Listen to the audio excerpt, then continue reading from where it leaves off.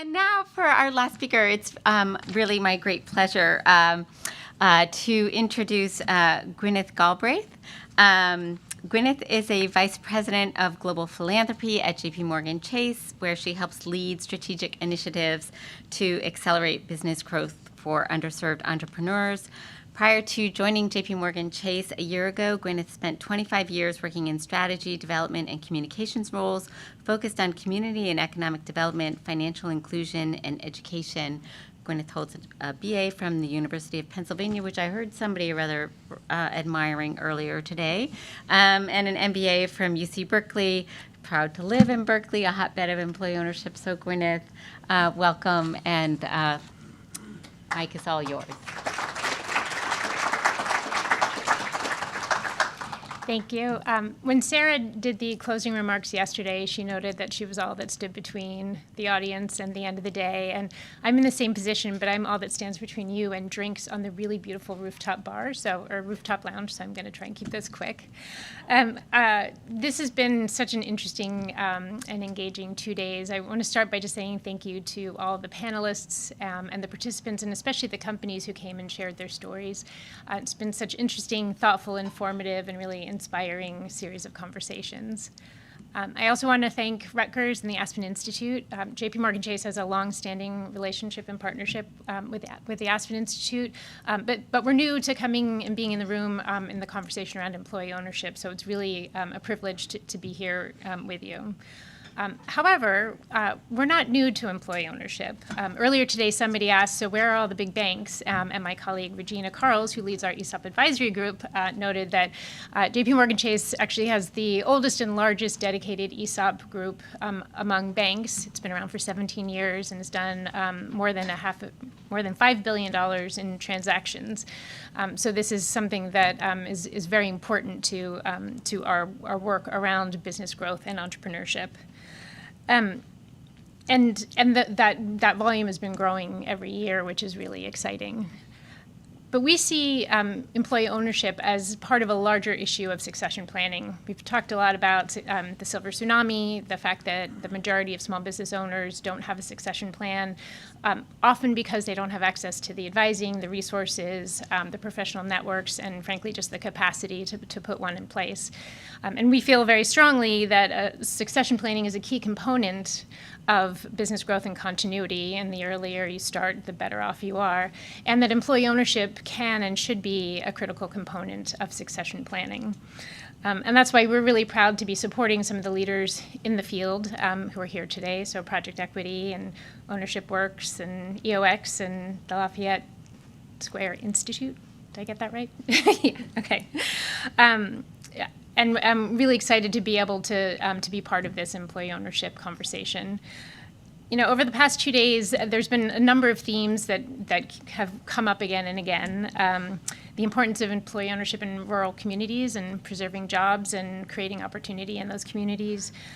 Innovations around things like equity compensation and holding companies and caregiver co-ops. And the impact through building a culture of ownership, a culture of agency, in addition to the wealth building opportunities that I think I come away with so much of a deeper understanding when people are talking about creating millionaires. The thing that I really want to call out, though, is just the sense of momentum. There's, on the policy side, there's so much activity. On the innovation side, there's so much activity in financing and programming. And there just seems to be an increase in awareness. So just EO is popping up in different places. And as a proud alum of UC Berkeley, when UC Berkeley played Texas Tech at the football bowl last December, it was the Radiance Technologies Independence Bowl in Shreveport, Louisiana. Cal lost miserably, but employee ownership got its moment in the spotlight at a sporting event. For me, I first learned about employee ownership over 20 years ago. I was working as a development director in what was then a very small CDFI based in the San Francisco Bay Area. And I was writing a grant report, and I got to include a story of a borrower. And it was a loan that had gone to Emma's Eco Clean, which was a co-op, a worker co-op of Latina housekeepers who would come together with support from Wages, now Prospera, a really wonderful organization that supports worker co-ops. And they come together to create better jobs for themselves. So it's really exciting, and I feel very privileged to be here many, many years later, wearing a different hat, to be able to share JPMorgan Chase's real commitment to increasing access to and raising awareness of employee ownership in partnership with all of you. So thank you so much for being here. Thank you so much for having me here. Class dismissed. Or maybe not quite. Thanks so much. That was great. So I just want to say a brief thank you to all of you for being here and for all of your engagement. I do think that this is a really exciting moment, so thank you for closing with that, Gwyneth. I also have to re-up the phone question.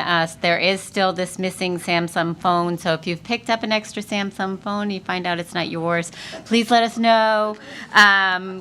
We are still trying to recover the phone. I also just want to close the way I opened yesterday with some very deep and heartfelt thanks, both to our partners at Rutgers, and I will again name the sort of Rutgers team, Jack Moriarty, Adria Sharp, Melissa Hoover, Chris Michaels, and Bethany Dennis, who did so much work.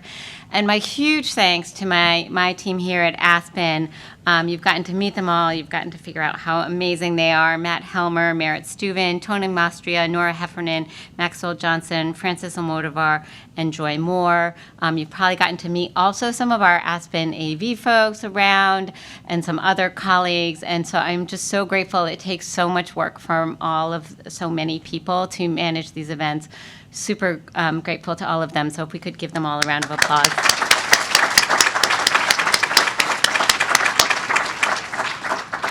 Okay, and now I guess I get to invite you all upstairs to join us for a reception. Thank you all so much.